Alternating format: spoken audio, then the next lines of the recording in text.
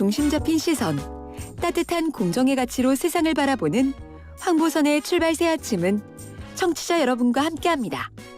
짧은 문자 50원, 긴 문자 100원의 유료 문자 우물정 0945, 우물정 0945로 여러분의 목소리를 들려주세요. 유튜브 보이는 라디오 댓글창, YTN 라디오 앱 채팅창을 통해서 무료로 참여하실 수 있습니다. 오늘 하루를 풍성하게 채워줄 이슈를 깊이 있게 전합니다. 황보선의 출발 새 아침.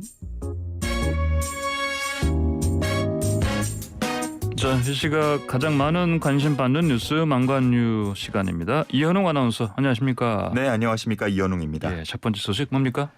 첫 번째 망관뉴는요. 또다시 나온 램지어 교수의 모욕 발언입니다.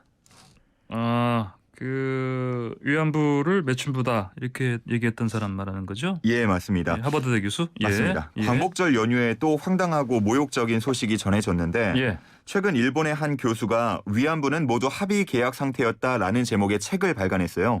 근데 여기에 램지어 교수가 서문을 실었습니다. 서문을 실었다고요? 예. 뭐라고 썼습니까? 일본군은 매춘부를 강제로 모집할 필요도 없었고 그럴 여유도 없었다라면서 당시 일본군 공문서에서도 위안부 강제 모집에 대한 흔적이 보이지 않는다라고 썼습니다. 그래요. 근데 그 당시에 공문서에 그런 내용을 썼겠습니까? 예, 그럼 그러니까요. 이 얘기는 결국은 이제 자발적인 매춘이었다 이 얘기 아닙니까? 맞습니다. 그러면서 이제 또 이 내용을 담은 게 예. 지난 1983년 제주도에서 직접 위안부를 연행했다라는 증언을 담은 책이 있었어요. 나의 전쟁 범죄라는 책이 일본에서 발간된 적이 있었는데 이 이후에 한국에서 피해 보상 청구 얘기가 본격적으로 나왔다라고 주장하고 있습니다. 그러니까 기존에는 돈을 벌기 위해서 위안소에서 일했거나 아니면 아버지의 압력 때문에 위안부가 됐다고 말하던 여성들도 이 책이 나온 이후에 입장을 바꿔서 강제 연행됐다라고 지금 이야기를 하고 있다. 그런 주장도 실렸습니다. 그래요.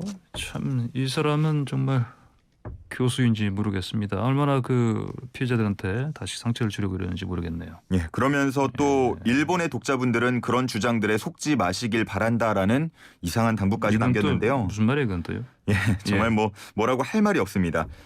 그리고 납치 증언에 대한 의문 제기도 했는데 현재 위안부 피해자라고 하는 여성 중 대다수가 대단히 정직하지 못한 정치인이 운영하는 시설에 살고 있다라는 내용도 남겼는데 아마 정의기억연대 논란을 좀 의식하고 언급한 것으로 보입니다. 그래요?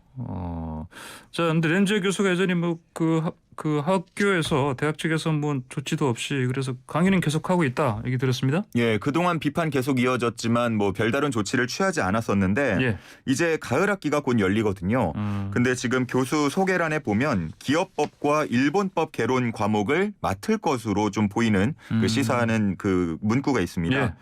그동안 정말 계속해서 해고해라 이런 비판이 계속 이어졌었는데 다시 강의를 맡기게 되면 한동안 또 비판이 계속 이어질 것으로 보입니다. 예, 알겠습니다. 자, 다음 소식 주십시오. 예, 두 번째는요. 중개 보수 및 서비스 개선입니다. 중개 보수라면 부동산 중개 수수료 복귀 말씀하시는 거죠? 맞습니다. 어제 국토교통부와 국토연구원이 온라인 토론회를 개최해서 부동산 중개 보수와 서비스에 대한 개선 방안을 논의했는데요. 최근에 집값 상승이 너무 크게 이어지다 보니까 중개보수 따라서 역시 높다 이런 비판이 나왔고 또 조정이 필요하다고 계속해서 얘기가 나왔지 않습니까? 만약에 이번에 개정이 되면 2014년 이후에 7년 만에 개정이 되겠고요. 국토부는 어제 세 가지 안을 만들어서 제시했는데 골자는 최대 상한요율을 내리는 것이었습니다. 그래요? 세 가지 아니다. 어떻게 됩니까? 일단 일하는 소비자에게 또 사마는 공인중개사에게 유리한 측면이 있다 보니까 아마 그 중간격인 2안이 유력하게 검토될 것이다라는 반응이 많은데요. 그래요? 그 2안을 기준으로 보면 전체적으로 그 금액대별 그 요율이 조금씩 낮아집니다. 그래서 예를 들어서 현재 9억 원짜리 주택을 거래하면 현재는 810만 원 정도를 내야 하는데 이게 450만 원 정도로 낮아진다라는 겁니다. 거의 절반이네요? 예. 알겠습니다. 근데 지금 어쨌든 집값이 계속 오르고 있는 상황이라서 그 요율을 낮추더라도 계속해서 어쨌든 이 이 복비 부담이 클 수밖에 없지 않습니까? 그렇죠. 예. 그렇기 때문에 이제 예, 반응이 좀 엇갈리고 있는데요. 일단 소비자 입장에서는 뭐 비싼 집이라고 하더라도 서류가 더 많이 필요하거나 무언가의 노력이 특별히 더 필요한 건 아니지 않냐. 네. 그러니까 건당 50만 원, 100만 원 이런 식으로 정액제로 전환해야 한다. 뭐 이런 주장도 있고요. 예. 아니면 다른 나라들처럼 이 매도인에게만 중개보수를 받도록 해야 한다. 뭐 이런 의견도 나오고 있습니다. 그래요. 반면에 공인중개업계의 입장은 이 비싼 주택일수록 무언가 문제가 발생했을 때 법률적인 책임과 위험도가 커지기 때문에 예. 정액제는 적합하지 않다. 그리고 보수도 이 상한선이 정해져 있지만 보통은 그보다 낮게 협의해서 받고 있다. 이런 주장하고 있습니다. 그렇군요. 그 임대차 계약 요율도 조정이 된다면서요? 예, 요즘에 뭐 전월세 가격도 크게 오르다 보니까 이에 대한 조정도 필요해 보이는데 뭐 감안해서 임대차 계약 중개 보수도 전반적으로 하향 조정할 것으로 보입니다.